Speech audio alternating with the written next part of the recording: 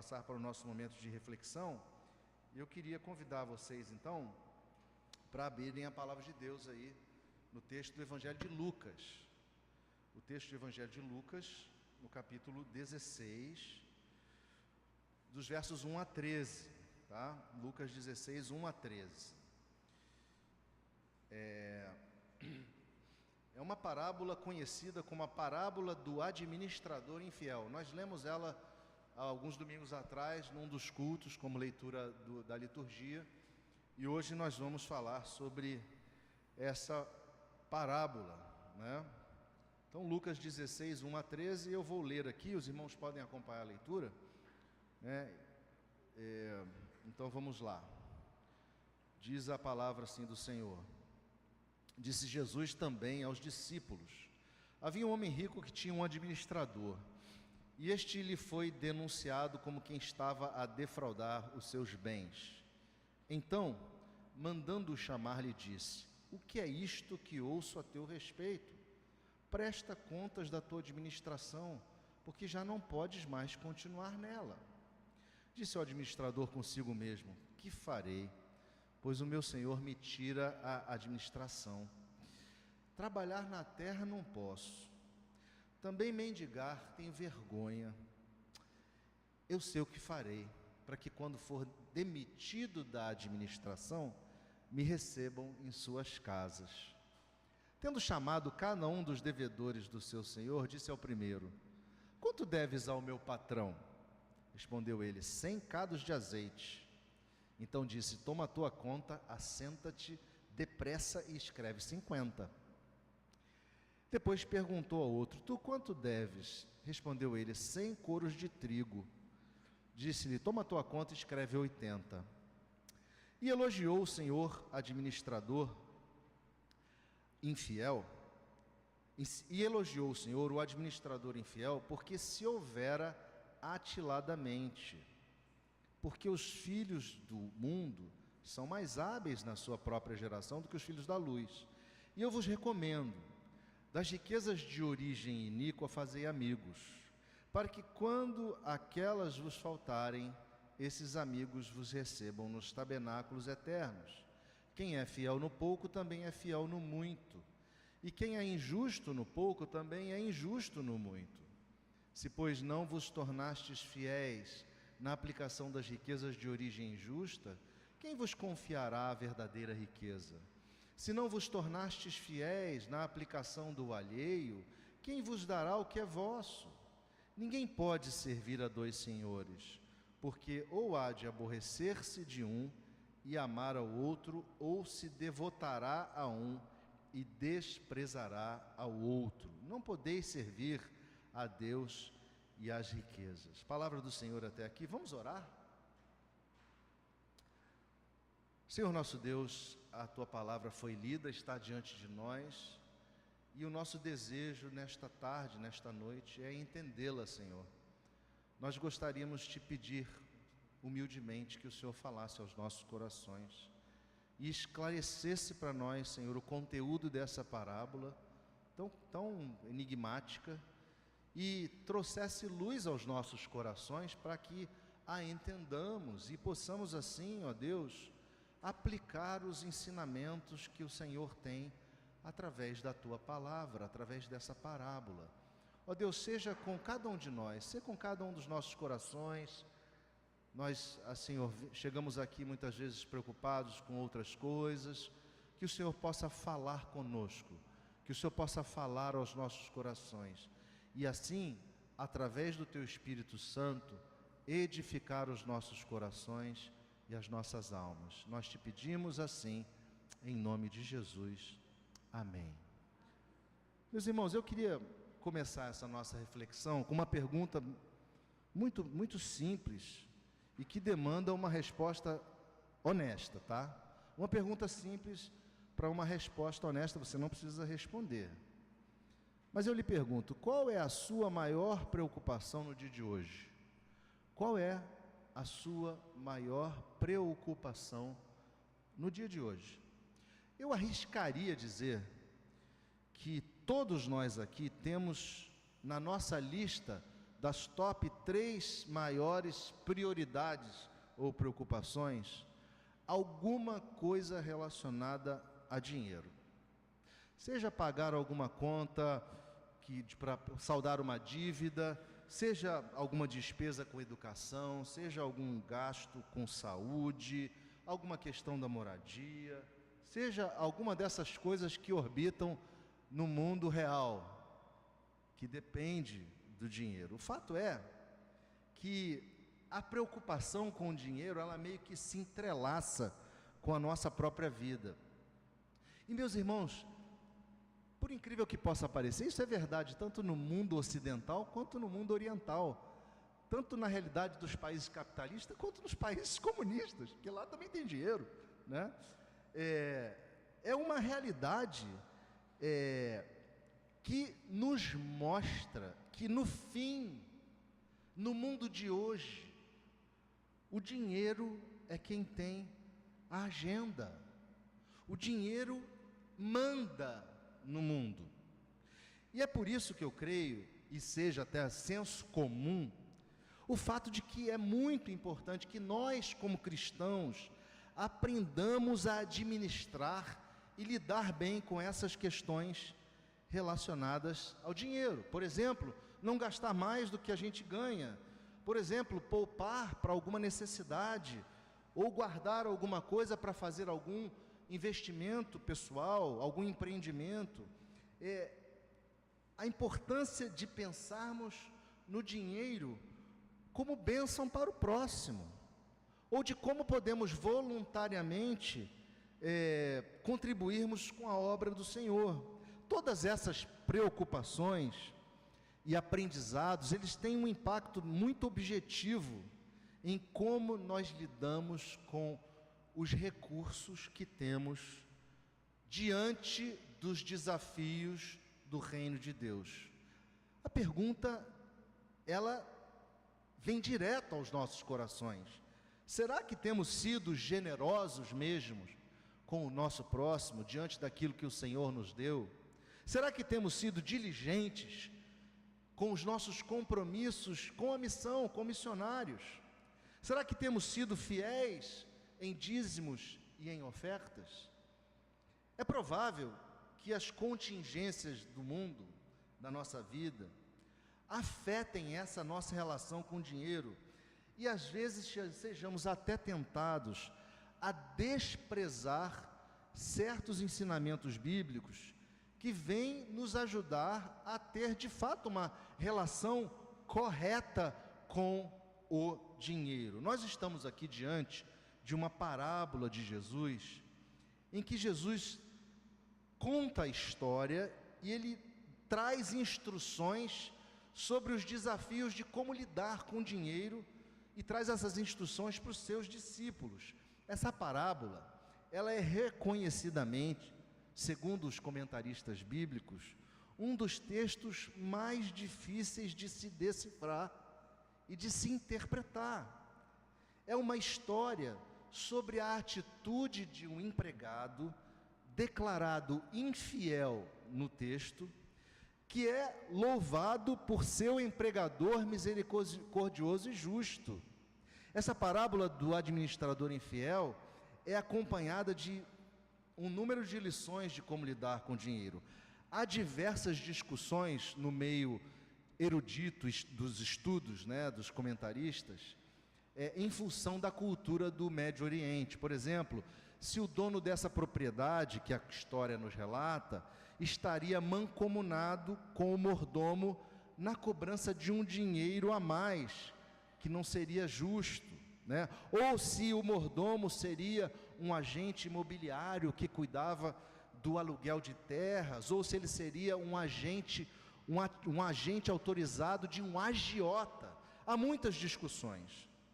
No entanto, a interpretação mais plausível pelo próprio texto é a de que o fato de que o dono da terra é um homem rico, é um homem honrado, e o administrador é um gerente competente, porém infiel, que fora contratado pelo dono para cuidar de suas propriedades.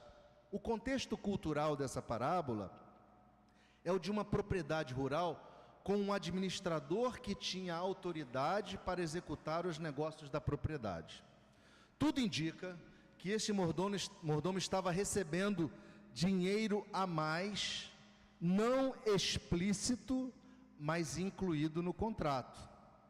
Os devedores eram provavelmente os arrendatários que tinham concordado em pagar uma quantidade fixa de produtos pelo seu aluguel anual. Eles plantavam naquela terra, colhessem ou não colhessem, eles tinham aquele pagamento fixo. E esse tipo de administrador, tipicamente, era assalariado. Ele, além do salário, recebia uma comissão por cada contrato que ele fechava. Isso dizem os estudiosos, né? O senhor da terra era, com toda a possibilidade, um homem de caráter nobre, respeitado na comunidade, que se interessava suficientemente pelas suas riquezas, ao ponto de constantemente acompanhar o administrador, acompanhar o serviço da administração.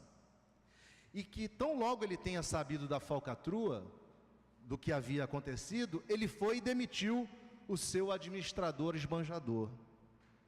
Era prática, queridos, no contexto daquela região e daquela época, que os arrendatários da terra estabelecessem contratos de arrendamento, onde eles concordavam em pagar certa quantidade do produto ao dono da terra.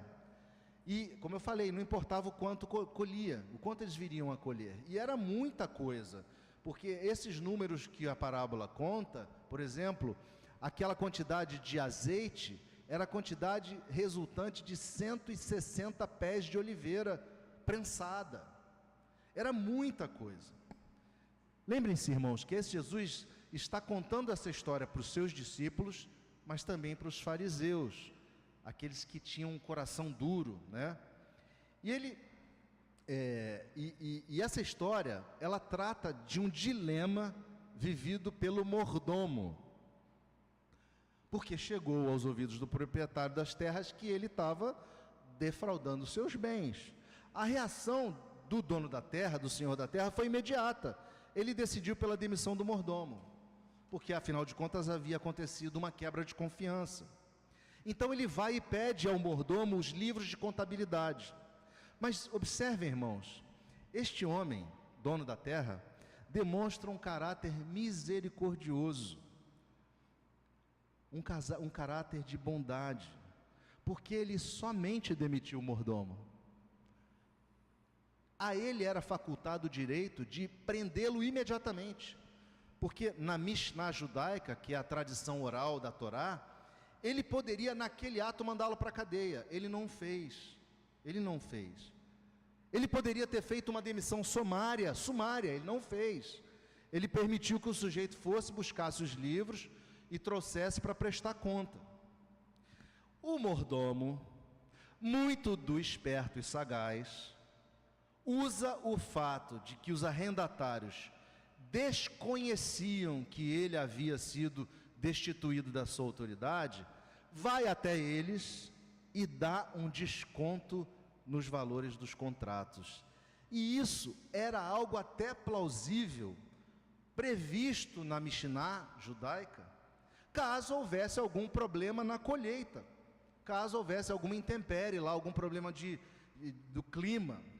Mas ele o faz porque ele tinha sido demitido, e na expectativa que essas pessoas que eram os devedores, que tinham uma relação comercial com ele, ouvissem nessa atitude dele algo de honesto, e até viessem a se tornar suas amigas para o acolher em casa quando ele ficasse na dificuldade. Ou seja, pensando no futuro, ele usou de um artifício para garantir, digamos assim, a sua estabilidade. O mordomo estava focado em resolver o seu problema do futuro. Meus irmãos, a grande dificuldade de compreensão dessa história toda se dá no fato de que o dono da propriedade louva a atitude do mordomo. Parece um contrassenso, parece uma incoerência. Ainda mais porque Jesus aprovou esse louvor, porque foi Jesus que contou a história. E o ponto-chave para que a gente entenda o que essa parábola está nos dizendo é a sagacidade e a diligência do mordomo. Ele recebe aquele elogio por ser sagaz, não por ser desonesto. Ele tinha tirado proveito da misericórdia do seu senhor, e diante de uma crise, como a de perder o seu emprego, ter que mendigar, ele rapidamente encontrou uma saída e usou as circunstâncias a seu favor. O valor dos contratos estava inflado. O dinheiro adicional não era esperado pelo senhor da terra. Presume-se que o senhor da terra ainda não tinha visto os contratos. Este adicional era como que um ágio, uma comissão que esse mordomo estava cobrando por conta própria, e que, segundo a cultura da época, não era nada incomum. Para os arrendatários, os devedores, o mordomo foi honesto, chamando-os para ajustar o contrato, dando-lhes um suposto desconto. Eles ainda não sabiam que ele havia sido demitido. O fato dele convocar os devedores demonstra que a sua autoridade ainda estava em vigor, ainda estava sendo exercida. E quando Jesus conta a história e dá um parecer sobre a história, ele tem em mente uma comparação, e é aqui que você precisa prestar atenção. Ele tem em mente uma comparação entre a sagacidade para resolver problemas que as pessoas do mundo têm, quando comparadas com a habilidade dos filhos de Deus em cuidar das coisas do reino. Falta aos filhos de Deus esta habilidade e diligência ao tratar os valores eternos. Vejam, sagacidade não é algo negativo. É a capacidade de entender, de discernir e de ter a sabedoria em fazer escolhas corretas em situações complexas. Vocês devem lembrar o texto do Evangelho de Mateus, porque é um texto também curioso, onde Jesus vira para os seus discípulos e diz assim: eis que vos envio como ovelhas para o meio dos lobos, sede, portanto, prudentes como as serpentes. A palavra aqui é a mesma palavra usada nessa parábola. Hábeis, sagazes e simples como as pombas. É neste ponto, irmãos, da parábola, em que Jesus diz a frase mais difícil de se interpretar. Nós precisamos entender o que ele está fazendo uma comparação, e ele diz: das riquezas de origem iníqua, fazei amigos, para que quando aquelas vos faltarem, esses amigos vos recebam nos tabernáculos eternos. E é aqui que tudo começa a fazer sentido, pois a conversa no final da parábola se volta para a fidelidade nos sermos bons mordomos e fiéis no uso de nossos recursos para o reino de Deus. Então é simples, a comparação é esta: da mesma forma que o mordomo infiel usou de forma hábil, palavra-chave, os recursos deste mundo para propósitos apenas terrenos, palavra-chave, apenas terrenos, suas necessidades futuras, palavra-chave, necessidades futuras, nós devemos, com habilidade e diligência, usar nossos recursos deste mundo para abençoar pessoas hoje com propósitos eternos. Abençoar hoje para colher resultados na eternidade. Esse mesmo dinheiro, que é algo que pode ser maldito e nos destruir se conseguir fazer de nós seus escravos, esse mesmo dinheiro pode ser e deve ser usado para abençoar. E assim Jesus começa a exortar seus discípulos exatamente a partir desse ponto. Jesus os confronta no aprendizado a serem fiéis nas pequenas coisas, para poderem ser fiéis nas grandes. Se não conseguem ser fiéis no uso do dinheiro mundano, como receberão o resultado eterno da sua mordomia? Fica implícito no texto que os recursos desta vida não pertencem aos discípulos. Jesus fala sobre seus discípulos serem fiéis na aplicação do que é alheio. E é essa perspectiva bíblica que está sendo lembrada aos seus discípulos. A perspectiva que Ageu, o profeta, havia dito lá atrás, no ano 460, que Deus é o dono do ouro, da prata. Essa é a perspectiva. Portanto, o dinheiro não pode dominá-los como um Deus. Eles não podem servir ao dinheiro, eles não podem servir a Mamon, o Deus das riquezas, e ao mesmo tempo servir ao Senhor do universo. São devoções incompatíveis. Quando se agrada um, se aborrece o outro. E aí Jesus termina esse trecho dizendo: vocês não podem servir a Deus e as riquezas. Então essa é a explicação desse contexto e dessa parábola para a gente entender, tá? Mas como então podemos aplicar isso na nossa vida hoje? Meus irmãos, tem muitas implicações esse texto, mas eu queria, obviamente, como sempre, tentar extrair 3 delas, né? A primeira delas é que esse texto fala da nossa relação com o dinheiro. E o primeiro ponto é que nós somos mordomos do reino de Deus. Nós somos mordomos do reino de Deus. Meus irmãos, sejamos honestos. O mundo é regido pelo dinheiro, a gente já falou isso.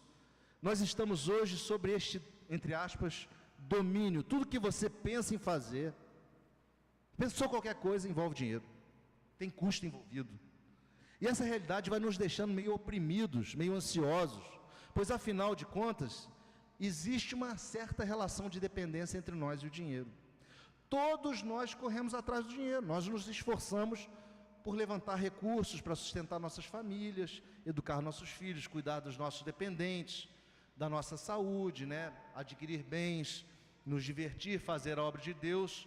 Mas tudo envolve custo, tudo envolve dinheiro. E, portanto, é fundamental nós termos a real perspectiva a respeito de como Jesus nos ensina a lidar com o dinheiro. A começar desse fato de que Jesus é o dono do dinheiro e nós os mordomos. Para entender, meus irmãos, para entendermos essa perspectiva, nós precisamos olhar a vida na real dimensão que ela tem. Sabe qual é a real dimensão que a vida tem? A eternidade. Nessa correta perspectiva, nós somos a imagem do Criador. Nós não somos aquilo que possuímos. Nós somos a imagem do Criador. Jesus havia dito aos seus discípulos, um pouco antes, em um outro episódio que foi lido hoje no culto da manhã, no sermão da manhã: a vida de homem não consiste na mudança de bens que ele possui. Meus irmãos, o que nós somos vai seguir conosco para a eternidade. O que nós temos não. O que nós somos vai seguir conosco para a eternidade. O que nós temos vai ficar por aqui. O mundo insiste em imprimir em nossos corações que nós somos aquilo que temos. Fulano fala assim: vai lá o fulano dono do barco, da lancha. Vai lá o fulano que mora não sei aonde. Vai lá o fulano que mora na cobertura. Vai lá o fulano que tem um Lamborghini. O mundo insiste em dizer que as pessoas são aquilo que elas têm. Irmãos, sinceramente, essa visão é diabólica. É uma visão aprisionadora. É como diz o Salmo 62, verso 10, parte B: se as vossas riquezas prosperam, não ponhais nela o coração. Queridos, o que nós temos é corruptível. O que nós temos é efêmero. Hoje temos, amanhã não temos mais. Portanto, nós devemos nos perguntar: por que deixamos aquilo que é corruptível, que é efêmero, tomar conta do nosso coração, das nossas motivações? Nós precisamos entender que o que temos vem de Deus e precisa ser bênção, tanto para nós, como através de nós, na vida do próximo. Precisa ser bênção para os nossos filhos, para os nossos netos, mas também precisa ter bênção para o necessitado. Precisa ser bênção para o reino de Deus. Meus irmãos, somos mordomos dos recursos que Deus nos dá. A palavra de Salomão, em Provérbios, ela é muito clara, em Provérbios 3, verso 9 em diante. Ele diz assim: honra ao Senhor com os teus bens, com as primícias de toda a tua renda, e se encherão fartamente os teus lagares, e transbordarão de vinho, encherão fartamente os teus celeiros, e transbordarão de vinho os teus lagares. Meus irmãos, Deus nos abençoa para que possamos abençoar outros. O que é honrar ao Senhor, senão como mordomos administrar os recursos, de modo que possamos compartilhar deles com o nosso próximo e investirmos no reino de Deus. Irmãos, ajudar o próximo é investir no reino de Deus. Ajudar o próximo e investir no reino de Deus é subjugar Mamon. É subjugar Mamon, o Deus da riqueza. É fazer do dinheiro um servo e não um senhor. Nós precisamos entender que na relação com o dinheiro, nós somos senhor e o dinheiro é o nosso servo. Nós precisamos nos esforçar para que sejamos hábeis mordomos e diligentes na nossa relação com o dinheiro. Mas há uma segunda lição, e ela diz respeito ao nosso comprometimento com o reino de Deus. E o meu segundo ponto é que o reino de Deus demanda fidelidade. O reino de Deus demanda fidelidade. O primeiro ponto é: nós somos mordomos no reino de Deus. O segundo ponto é: o reino de Deus demanda fidelidade. Meus irmãos, Jesus nos exorta a sermos fiéis no uso dos nossos recursos.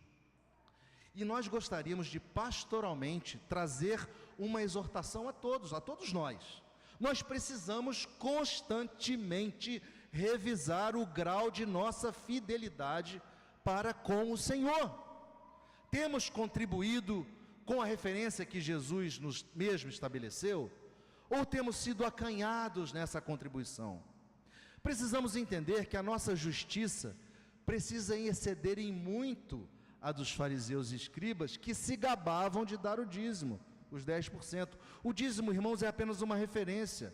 10% é um sarrafo inferior. Nós devemos nos esforçar, sim, para contribuir minimamente com o dízimo. Paulo, escrevendo aos Coríntios, na segunda carta, no capítulo 9, ele fala assim: cada um contribua conforme tiver proposto no coração, não com tristeza ou por necessidade, porque Deus ama quem dá com alegria.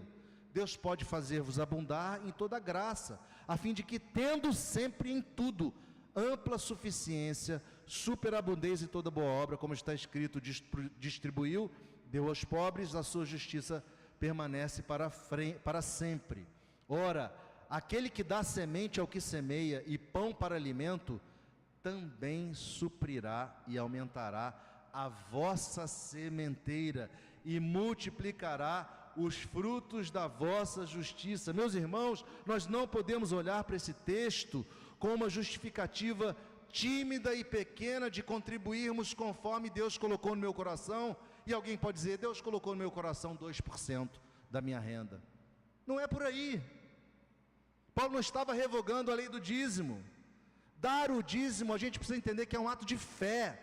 Nós precisamos entender que o Senhor honra a sua palavra. Os 10% não vão fazer-nos falta. Deus não permitirá que nós passemos necessidade por dar dízimo. Deus proverá. E essa é uma equação supramatemática. Ela não é uma equação matemática. É uma equação que vai além da razão. Nós precisamos cuidar, meus irmãos, para não cairmos no laço que os israelitas caíram, nos caminhos errados que eles percorreram lá atrás, um pouco antes, lá atrás, 500 anos antes de Jesus. Vocês se recordam do texto de Malaquias? Malaquias, o profeta, fala assim: porque eu, o Senhor, não mudo, por isso vós, os filhos de Jacó, não sois consumidos. Ou seja, Deus é misericordioso. Desde o dia dos vossos pais, Deus está dando uma bronca no povo aqui. Vós vos desviastes dos meus estatutos e não os guardastes. Tornai-vos para mim, e eu me tornarei para vós outros, diz o Senhor dos Exércitos. Mas vós dizeis: em que havemos de tornar? Roubará o homem a Deus? Todavia vós me roubais e dizeis: em que te roubamos? Nos dízimos e nas ofertas. Com maldição sois amaldiçoados, porque a mim me roubais, vós a nação toda. Trazei todos os dízimos à casa do tesouro, para que haja mantimento na minha casa, e provai-me nisso, diz o Senhor. Se eu não vos abrir as janelas dos céus e não derramar sobre vós bênção sem medida, por vossa causa repreenderei o devorador, para que não vos consuma o fruto da terra. A vossa vide no campo não será estéril, diz o Senhor dos Exércitos. Todas as nações vos chamarão felizes, porque vós sereis uma terra deleitosa, diz o Senhor dos Exércitos. Meus queridos, assunto de dinheiro e de dízimo é sempre um assunto muito delicado, e por favor, me entendam por favor, eu não estou aqui pedindo o seu dinheiro, mas a nossa obrigação como pastores é ensinar os princípios bíblicos de como todos nós precisamos lidar com o dinheiro, de um modo que isso glorifique a Deus. Esses ensinamentos precisam ser revisitados, de tempos em tempos, para a instrução do corpo de Cristo. Portanto, sejamos fiéis. Eu me incluo nisso. Por fim, meus irmãos, nós precisamos ser sagazes, hábeis, com os recursos que Deus coloca em nossas mãos. Então, você é um mordomo no reino de Deus. O reino de Deus demanda fidelidade. E em terceiro e último lugar, o reino de Deus demanda sagacidade. Nós precisamos estar atento aos desperdícios. Nós precisamos planejar projetos para Deus e executá-los. Nós precisamos sonhar e realizar as obras do reino. Quando fazemos a obra de Deus, nós precisamos ser inteligentes, precisamos ser perspicazes e precisamos estar atentos aos detalhes para maximizar o uso dos recursos que Deus nos dá. Se não estamos pensando nos projetos de Deus, é provável que estejamos com os olhares no que é efêmero. Vou repetir.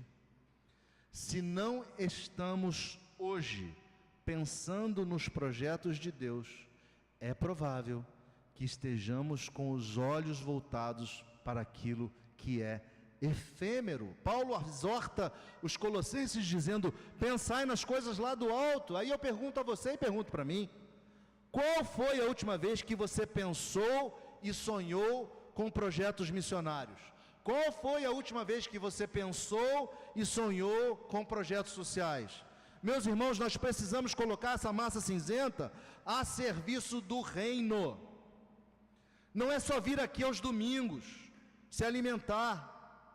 É sonhar sonhos de Deus. É pensar em como podemos usar nossas vidas e nossos recursos para projetos que têm valor na eternidade. Portanto, essa parábola vem nos ensinar que nós somos mordomos no reino de Deus, que o reino de Deus demanda de nós fidelidade e que o reino de Deus demanda de nós sagacidade. Que o Senhor nos ajude, que o Senhor coloque os nossos corações alinhados com o coração dele, para que a gente ouça a voz dele e possa seguir adiante, fazendo aquilo que é correto, debaixo da graça e da direção do Espírito Santo. Amém? Então vamos nos